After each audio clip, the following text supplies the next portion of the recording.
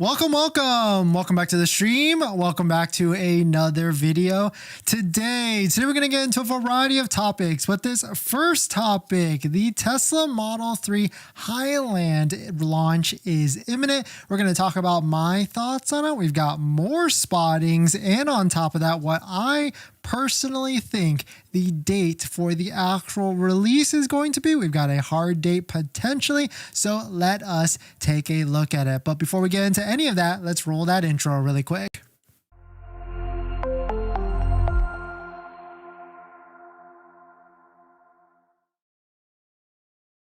All right, so thanks for watching another stream. Thanks for watching another video. My name is Dennis, and I love talking about Tesla deal hacking, as I like to call it, but basically just getting the best deal on Tesla at the best financing rate. So definitely hit that subscribe if you're interested. And today's video is actually sponsored by my Patreon link down below in the description, where you can support the channel and get access to the ultimate Tesla buying guide out there with all the best interest rates for financing your Tesla. So definitely check it out. Patreon link down below in the description. And shout out to my latest Patreon members, Ali and WB. If you want to check it out, Patreon link down. Thank you for supporting. And if you want to check it out, Patreon link down below in the description. So let us take a look at this. There's a couple things that were posted today. This first one being from Sawyer Merritt. Shout out to Sawyer. Few new Model 3 spotting around the Fremont factory to Palo Alto Engineering HQ. You can see that there was 3 brand new Tesla Model 3 Highlands being paraded around, maybe even driven around from the Fremont to the Palo Alto Engineering HQ. You can see all 3 of them were unplated. We've got a white one. I bet this is either stealth gray or black. It's really hard to tell. And on top of that, a blue one driven around. And the thing is this, like when the Cybertruck was about to release, we certainly saw a lot of Cybertrucks being driven around as well. So Tesla's MO is basically the same. I bet we're going to see some of these at In-N-Out and plenty of other places on top of that. And so that is why I'm saying the Model 3 release, the Model 3 Highalnd release is imminent because of that reason, as shown on the screen, because we're seeing a lot more of them time and time again. Here's another reason: inventory for the Model 3 current generation is actually decreasing. We can see that they are starting to sell down to a pretty low number, not like the Model Y, which Model Y has plenty of inventory, but it seems like the sell down for the Model 3 is in fact working, and inventory is starting to sell. Here's another picture of new Model 3 refreshes spotted around the Fremont factory.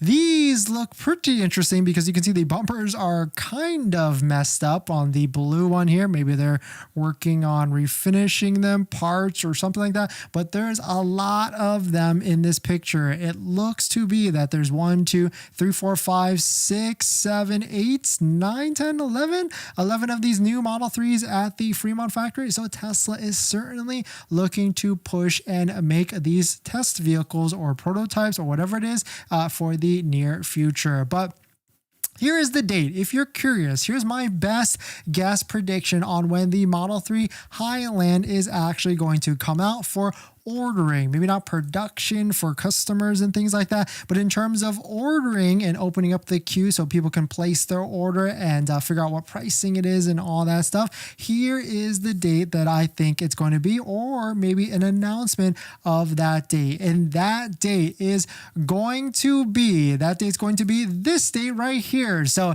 as you know, at the end of every single quarter, there is a investor relations earnings call day or earnings date, and that next one to recap the last 4th quarter, to recap the whole year of 2023, is January 24th, 2024. So I don't even know what date that actually is, but I would imagine, or what weekday that actually is, but I would imagine Tesla is going to discuss a little bit more about the Model 3 Highalnd and of course Cybertruck and much, much more. But if it's not going to be that date, then I would expect sometime in April is going to be the next time they discuss something like that. But definitely some pretty interesting stuff. Let me know what your thoughts on it. Let me know what you're thinking. We're going to jump into the next topic. Thanks for coming in, Ryan.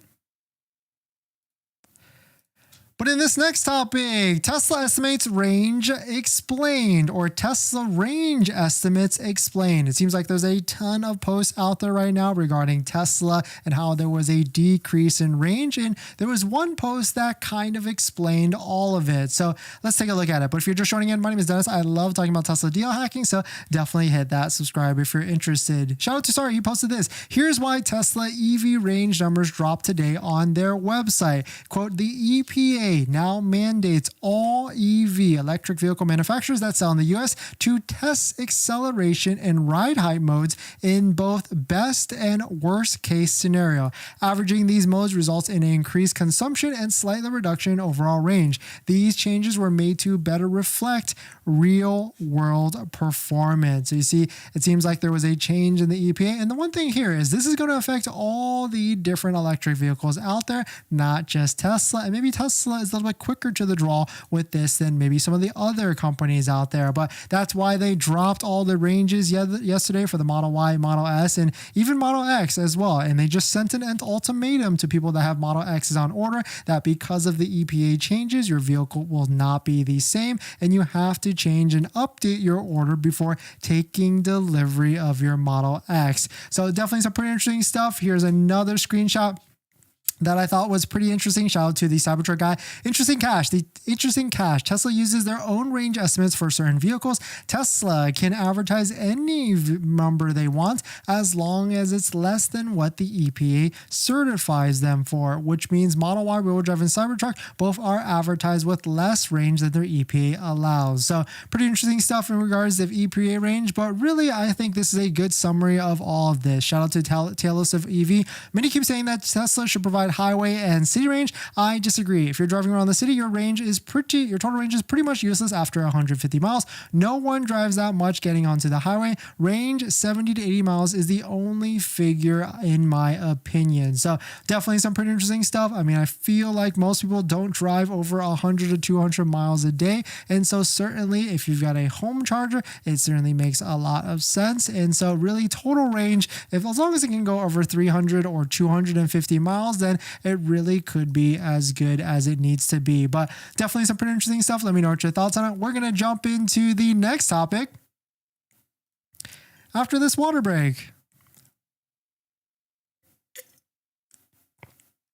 But we got one more topic to talk about, and then we've got a Patreon member submitted a vehicle so we can take a look at the deal and see if it's a good deal or not, and see what my thoughts on that exact deal is going to be.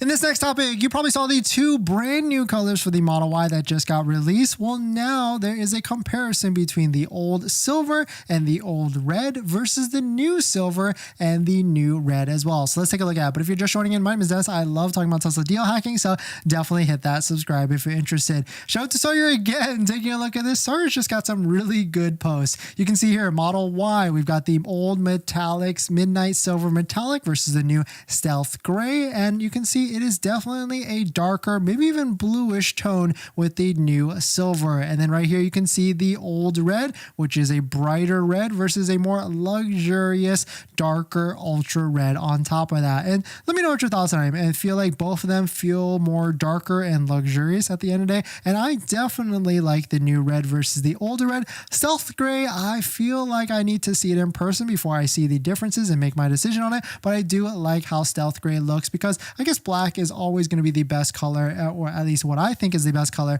for Teslas at the end of the day. But we're going to jump into the next topic. But before we do that, this video is actually sponsored by my Patreon link. Down below in the description is the Patreon link where you support the channel and get access to the ultimate Tesla buying guide out there with all the best interest rates for financing your Tesla. So definitely check it out. Patreon link down below in the description. All right. Thanks for coming in. If you're just joining in, welcome. We've got plenty of Tesla Model 3 Highlands that are being spotted all over the Fremont area. So I really feel like the launch is imminent, coming very, very soon. I personally think it's going to be coming out at the end of this month in terms of ordering. Ryan, do you believe that the Model 3 Highland brings an increase in range from 333 we have now? If so, could it cross into the 400-mile range? I don't think so. January 24th is Wednesday. Nice. That's the day I'm sticking to for the release release of the Model 3 Highalnd. I don't think Model 3 Highalnd is going to get up to 400, even though that would be absolutely insane. I don't think they're going to be able to, unless they do the range extender strategy that they're doing with like the Cybertruck. Fopez, thanks for coming in. Cameron, do you think the Highalnd could qualify for the 7,500? Maybe slightly different production sourcing? Maybe, who knows? I mean, Tesla has been known to do incredible things, so I certainly feel like they could pull it at the end of the day as well. I like the look of the Highalnd much better than the current Model 3, definitely. Also, if Highalnd finds a way to qualify for 7,500, then Model 3 could be on fire sale. Yeah, I think my wild prediction is that Tesla drops the price of the Model 3 down to $34,999 and $29,999 for standard range and long range to really try and clear it out with inventory discounts and everything like that. But this last part, Patreon member did submit us a vehicle, so we'll take a look at it and I'll give my thoughts live on stream, but shout out to Nash for submitting it. Here's the vehicle that is in question. So we've got a 2022 Tesla Model 3 long range with 43,000 miles, priced at $30,995. So the first thing we got to take a look here is, does this vehicle have full self-driving? Because if it has full self-driving, then that could be a little bit of an enhancement, maybe $2,000. So we can see right here, it's got acceleration boost with, I would value that at like maybe $500. In terms of full self-driving, it looks like it has a full self-driving computer, but I can't exactly tell if this does have full self-driving or not. Let's see if we can find it in the descriptions of the vehicles. Let's take a look at the Carfax as well. Clean Carfax, no accidents, one owner, not that bad at all. So it does look like this does have the full self-driving capabilities, which is valued at like maybe $2,000 to $3,000. But I guess the question I always look at is I try and see what a brand new one is at the moment. And usually with the tax credit and things like that, it's a way to see how good of a deal it actually is. But right now, without the 7,500 on the Model 3, then it does look like that used Tesla Model 3 is a good deal. But if we layer in performance and see if you qualify for the 7,500, then this brings this Model 3 performance down to like 41 or 42 and change, which is about a $10,000 difference between this used one with 43,000 miles, almost 2 years old at this point. So I guess I would say this would be a pretty good deal. I mean, if we could get them a little bit under, maybe under 29,999 or any lower than that. But one really good test that I love to do is I like to go to wholesale sites and see how much would this vehicle be on the wholesale market. So let's put in Tesla Model 3. This is an all-wheel drive, I believe. Long range with 44,000 miles. That's the kind of thing that's a little bit on the higher side for me. I really don't like that much type of mileage with because you're going to be running out of warranty. So you definitely got to get an extended warranty, maybe even from Tesla. But you can see that the wholesale value is $29,000, which is their purchase price of $31,000. So it's really not that bad of a deal. Like if you can get them down to 30,000 flat, or even maybe even $29,000 and get really good financing or paying cash, then I would say, yeah, this is not a bad deal at all. But I guess the difference here is if the Model 3 long range did qualify for the 7,500, you can see that this price would be all the way as low as $37,000, which I would say probably just getting a brand new one might be the better case, because then you have 4 years of warranty and 50,000 miles of warranty. But I really feel like that is probably the sweet spot for that. But let me know what your thoughts are. Let me know what you're thinking. Do you agree with me on this, or do you think that is a good deal at the end of the day? But we're going to jump back into the live stream comments. Could you talk about the success rates of loans for people with lower credit scores? Nolan, thanks for that question. Your best bet is a bigger down payment and going with Tesla financing and just trying to clean up your credit before the end of before you apply. At the current prices and tax qualifications, could you just get a Model 3 Performance with the same price of Model 3 all rear-wheel drive? Yeah, I mean pretty close to it because the 7,500. Do you think Tesla can reach its goal to sell more cars in 2024 than 2023? If they don't qualify for the 7,500. I don't see how they could be able to unless they start mass marketing. Yeah, I would say payment price. Payment again is the more important part, but that's why Tesla's got some things in the background to try and get lower payments for all of you. Bin, thanks for coming in. I don't think Tesla's going to raise prices after the POS is active because they want to move the inventory before the launch of the Highalnd. What do you think? Yeah, I certainly feel like depending on certain vehicles like Model Y, I think they might dial back on the inventory discounts because it might not be needed, but I guess we'll see starting this coming Tuesday when the point of sale discount is supposed to go into effect. But thanks for jumping in, everybody. Thanks for supporting. Thanks for hitting the like button. Thanks for all the comments. Definitely check out some of the Cybertruck videos on the channel, and we'll see you guys in the next one. See ya.